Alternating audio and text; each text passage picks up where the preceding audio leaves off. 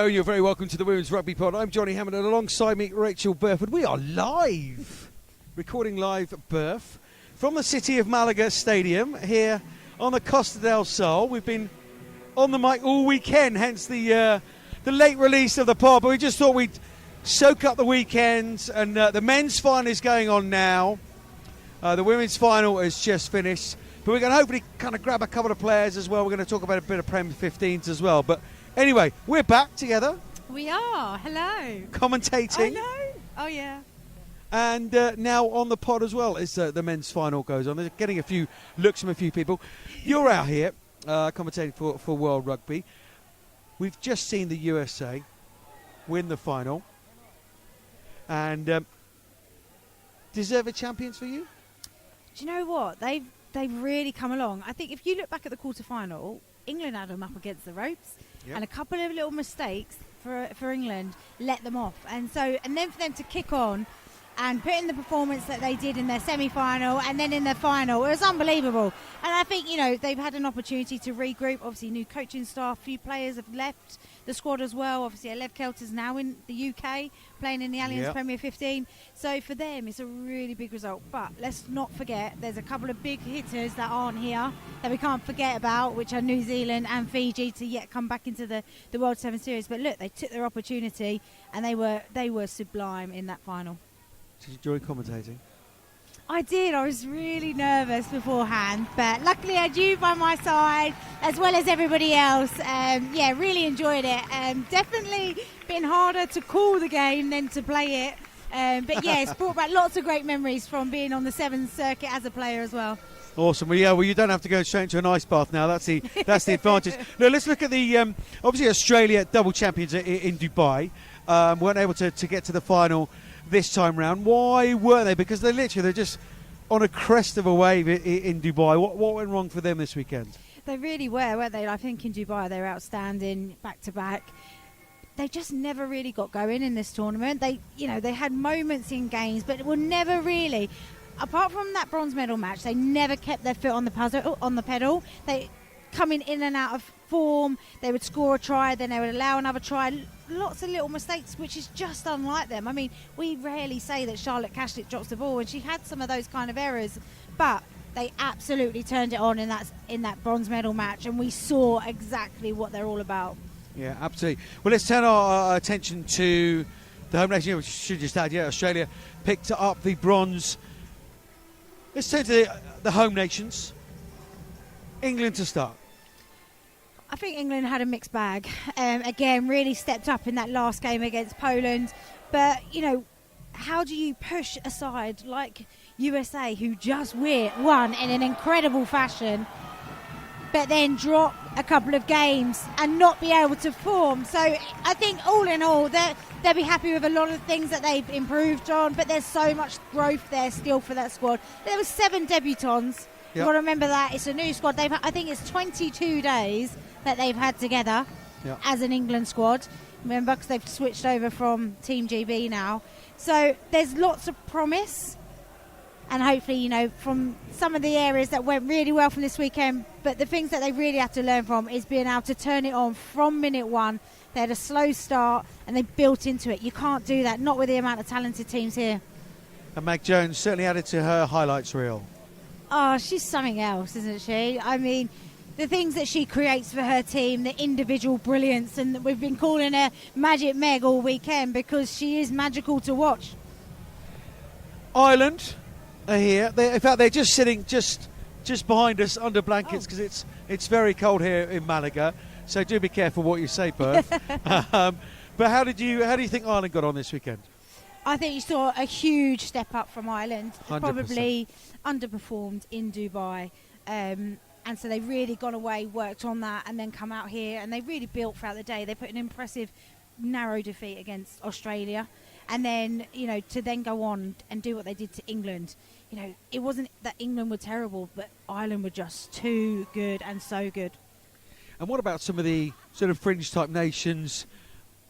One of your home countries, Poland, were in there. Russia, of course, got to the final. We've seen Belgium come here and make their debut. What do you make of the sort of other nations involved? I think it's been brilliant. I think, for the women's game, to see different nations here performing.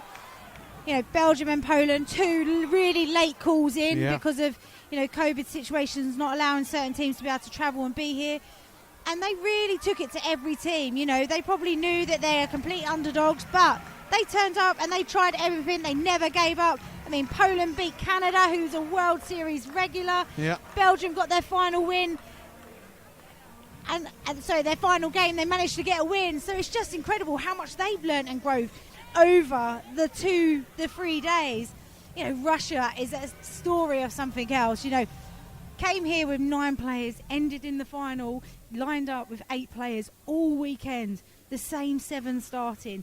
And for anybody who plays sevens knows how brutal this game is on the legs and on the lungs. So for them to be able to go all the way that they did and be able to produce and play the rugby they were playing was just unbelievable.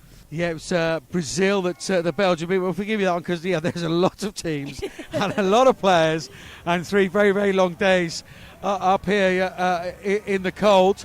It's 17 all in the men's final. We're literally here live. You can hear the hoopering, wallering going on around us. Where does this take the women's games? You say there's core teams in the world of sevens, but when you get these invitational teams, and we've seen some slight mismatches and whatever, but if we are going to grow this game properly globally, financially, those decisions always come into it. Sevens is going to be the way that we do it, and the likes of Belgium and Poland will take a huge amount from occasions like this. Oh, massively. And I think, we want to be a global game and we want to be a global sport. That means we've got to have eyeballs on our sports from around the world. And what these weekends would have done for Poland and for Belgium, home fans watching, galvanised by it, can really have a spike and an effect. That can then influence their programme for all the European tournaments that they play. Poland, Anna Klichowska, said in the post-match interview, we want to be on this World Series, and that's all that's in their mind. So an opportunity for them to qualify to be on the World Series is very much in their minds, and I think it's wonderful. And Quinn's player, very well in the Belgium team. You managed to catch up with him. I just need to try and catch her in a moment or two and get her to come on the pod. But it's been a wonderful experience for her and the Belgian players. Yeah, I spoke to Ella before we came out here, and she was worried. They were nervous that they weren't going to be able to keep up with the standard. And look, when you play on this circuit, the experience and the knowledge that you have for it, it's really difficult to come in. But they put on some wonderful rugby. They turned teams around. They scored a couple of brilliant tries. Just as South Africa are about to score now. I feel like I'm back in commentary mode. Of course, there's been a brilliant opportunity for these lesser rugby nations, with all respect, due to the COVID situation and the experience. Ella Amory here from Belgium and Harlequins. Hiya. How awesome has this weekend been playing on the World Series for your country? Pretty awesome, yeah. I think it's an amazing experience for us all, to obviously learn a lot from the world stage and be playing against Australia and teams we dream of meeting, and just seeing on the pitches is amazing, yeah. And your rugby journey continues. What was your favourite game this weekend? I think all of them are pretty amazing. Each of them are really good. But I think the one against Brazil was really good. It just shows how sevens can go, either way. I think we kept the ball really well, and yeah, we just showed I guess one of the World Series team that we can do it, we can beat them, and it's just building blocks from now on and just going forward. Awesome, thank you so much for joining us on the Women's Rugby. We'll really appreciate it. Go and rest up, we'll see you in Sevilla. She's a pro. Isn't she just? Yeah, just pulled her in. Yeah, see you later, Beth. Ella's coming on. I'm Sarah Hiddenate, and you're listening to the Women's Rugby Pod. Well, let's move away from the world of sevens and back to the world of 15s. I was going to talk to you about your loss to Exeter last weekend, but your blush has been saved by a few technical issues and us being out here in Malaga. This weekend, rearranged fixtures. Loughborough 41 at the home of Wasps. It's a decent victory. Those two both trying to make it into the top 4. And a huge congratulations to the co-host, Sarah Hunter, MBE, on her 50th appearance for Loughborough Lightning. Sale Sharks 26, Saracens 41. Probably no surprises there with that result, but apparently a really tough fixture for Saracens. And Worcester Warriors won away at DMP Sharks 74-5. Well, fairly expected those results? Yeah, I think so. I think I probably didn't expect Loughborough to put as many points on Wasps, but you know, when you've got your golden girl Meg Jones out here with us, that does make a big difference. But for me, you know, looking at that score, 41-26, having played away at Sale Sharks, knowing how tough they are, the half-time score, I believe, was 21-26. So it's been the story for Sale Sharks this year, hasn't it? The first half has always been really, really positive, really strong, but just don't have that kind of experience and that probably the level of playing that at that level for long enough yet to really stay in the fight against the teams. Yeah, and I think we've got to realise, haven't we, that these are literally brand new teams. That it takes a while, doesn't it, to bed in. I mean, you guys did that incredibly well. Aylesford Bulls and what have you, and you did that almost a year ahead of becoming a sort of fully fledged Harlequin side. But it is going to take a time for Katie Daly McLean, MBE, to bed the side in. But they're certainly very much challenging, and that gives us great hope for the future of the league and the likes of Sale Sharks. On a slightly different note, I wanted to talk to you about DMP and a joint press release that came out last week from the RFU saying they're sort of helping out DMP and what have you. For me, that boat left the harbour and has sailed to the other side of the Mediterranean, as we look at it here, some time ago. For me, it's too little, too late. They've been in trouble since day one, and they needed that help. Yeah, you're right. They have, and I'm not understanding why all of a sudden now it's taken something to actually have an intervention to support them and help them. But you know, so many people have come out and said so many. We spoke about it last week as well on the pod around. You know, those players give up everything and everything to put on that shirt and to really represent that club as best they can. And I think we've got to recognise that sometimes everything being equal isn't helpful. And I think when we need to intervene sooner if we want to have this great league, and we really need to have the northeast of London having role models, having a game, having it right on the doorstep so we can develop this game across the country, not just in its hotspots. Then we've got to make sure that we intervene a lot sooner when problems arise. Because the RFU themselves have always spoken about the geographic nature of sides and having to grow the game in every region. And DMP, Durham Sharks, for that reason, represent something very, very important. But you can't let them flounder. What was it when you first played them? 105-0. Alarm bells are ringing in that first game. You've got an elite program with the likes of Scott Beeman, obviously different coaches and what have you, and Simon Middleton. Could they not pop up there for a day or two and just go and have a help out, pick their brains, just go and help them out a little bit more? This, for me, it's utter reaction. It's not a proactive action at all. It's utter reaction, and it's something that the RFU are famous for. Yeah, look, I think probably Simon Middleton and Scott Beeman probably do go up there, but going up there for a day isn't going to change. It needs to have a full relook at the programme and how they can really, make change over time, not just kind of, we'll throw this in for this week and then that week. That doesn't help anybody. But, I really hope whatever intervention and whatever plans they do have for DMP, it does support them, because having played against them, and it doesn't, like I said before, it doesn't matter what the scoreline says, they absolutely give everything. And we're really proud of the fact that they do turn up, maybe even knowing that they're not going to win, but they'll still fight as much as they can. And they've got respect from all the teams in the league, but they just need more support. Yeah, absolutely. Indeed, they do. I'm Abby Brown, and you're listening to the Women's Rugby Pod. Short and sweet pod this week. We are live. Berth and I not only in the same venue, but as I say, live at the City of Malaga Stadium on the Costa del Sol for the HSBC World Rugby 7 Series. South Africa men have just lifted the title. We've just witnessed the USA lifting the women's title as well. And a little bit of news to catch up on. Wales, after, of course, delivering not 10 but 12 professional contracts, we talked to Shane Lillicrap about that. But also these sort of wider contracts, sort of retainer contracts. But again, it's just more positive steps. Yeah, it is. There was always mention, wasn't there, that they were going to be coming in. So it's good to see that those players have now been named and part of that. You know, a couple of the players that you'll know from the Allianz Premier 15s, Abby Fleming, Gwen Crabb, Georgia Evans, Kat Evans. But also, they've also released their training squad, that not necessarily everybody in that squad has a retainer or a semi-professional. No. And it's interesting to see the likes of Karis Williams, you know, since the new eligibility law that's come in, now she has an opportunity to go and represent Wales. Same with Emma Swords, number 9 at Harlequins. Yeah.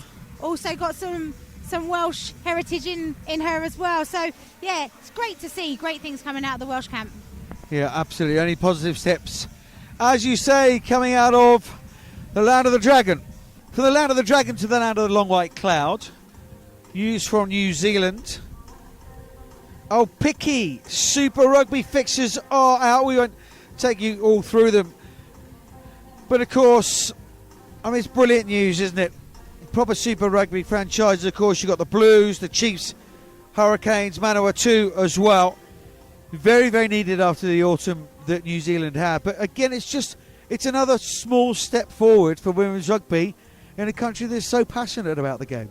Yeah, it is, and it's a dream come true, I think, to a lot of the players who've grown up in those provinces and supported those teams, and now they get to put on those jerseys. So, yeah, it's a really big step, and it's not just a small step for me. I think it's a big step with a long journey to go, and, you know, on the back of the rumours around the contracts as well, there's lots of good things coming out of New Zealand, and look, we know how passionate they are. There's no way that they're going to sit back and not try and put as much as they can in place, because look, what are we, 7 months away, 8 months away from the biggest tournament in women's rugby? They're going to need to do something. And it's a huge year, I mean, across the board, isn't it? I mean, we're here to say the Sevens live, hence all the background noise, but I think it's a slightly different pod. I quite like it. It's World Cup Sevens as well, it's Commonwealth Games as well, it's Women's World Cup. Can I have your predictions who's going to win them all, please, Rachel Burford? On the spot! Wowza. Bosh! Oh, that's really hard to call, because we haven't seen Fiji play, haven't seen New Zealand play for the Sevens. Commonwealth Games. England could do it. Okay, I'll go New Zealand. Okay. Next. Done that. World Cup World Sevens. Cup. Cape Town. Oh, God, France are so good. At times. USA are so good. At times, yeah. But you're going on form from New Zealand that we've not seen them come back and do yet. That's right, Sportsman's bet. I'm going to win that one. Next. Oh, yeah, I don't know about that one. I'm going Australia. And the Women's World Cup 15s. Well, I don't think you look past England. I think France will be close, but the form that they are, it's theirs to lose at the moment. 100% agreed. We are agreed on that one. Wow. I know, honestly. Not agreed on much all weekend. But this has been great fun, isn't it? It's just lovely to actually sit. We sit in the stands here. Cool evening. There are cold beers and glasses of Rioja waiting for us. And fully deserved after, pretty decent weekend of work. Thoroughly enjoyed it. Will you come and do it again? I hope so. I hope I get invited back. I've got to head back tomorrow. Got a really big important game at the weekend, so yeah, I'd love to come back and do commentary. It's been really good fun, but it's always about the company that you're in. Yeah, absolutely. Yeah. And I wasn't around you all weekend. She's learning. Normally you do those to me. She's learning, ladies and gentlemen. She is learning. I've rubbed off on her all weekend. Great pleasure to be back at the Women's Rugby Pod. We will be back. This is a special version, so we're not calling this a regular WRP. So episode 99 will be next week, and then the week after that we have a very special 100th episode for you. So from the city of Malaga Stadium here on the Costa del Sol, bye Beth. Bye, Johnny.